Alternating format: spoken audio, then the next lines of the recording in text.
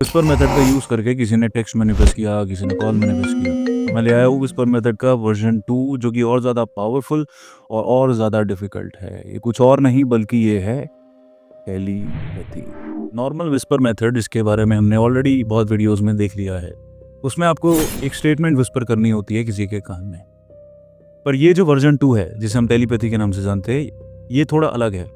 इसमें आपको statement whisper नहीं करनी होती, यानी कि ये वर्ड्स पे काम नहीं करता। इसमें आपको कुछ बोलना नहीं होता। ये काम करता है आपके थॉट्स पे, आपके इमोशंस पे।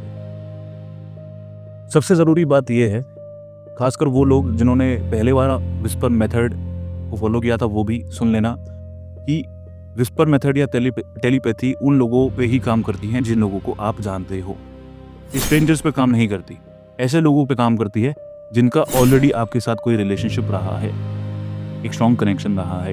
ये सिर्फ उन्हीं पे काम करता है। खैर, ये जो वर्जन 2 है या फिर जो टेलीपैथी है, इसको समझ लेते हैं पहले। हम जानते हैं कि हर थॉट की एक फ्रीक्वेंसी होती है, यानी कि हर थॉट कुछ नहीं, एक एनर्जी होता है सत्य लेवल पे, यानी कि सूक्ष्म लेवल पे।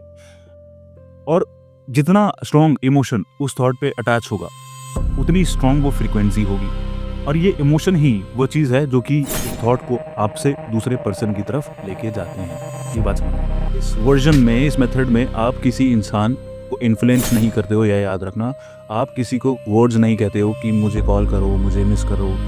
आप ऐसा कुछ भी नहीं बोलते। रेदर आप अपनी इमोशनल स्टेट पे काम करते हो, यानी कि आप किसी को इन्फ्लुएंस नहीं कर रहे। आप एक ऐसी स्टेट में अपने आप को लेके जा रहे हो जिसमें आने के बाद हो ही नहीं सकता कि कोई इंसान आपके बारे में ना सोचे या फिर आपके बारे में बात ना करे। इसीलिए भी कभी कभी आप किसी इंसान के बारे में अचानक से सोते रहते हो और उसका कॉल या फिर मैसेज आ जाता है।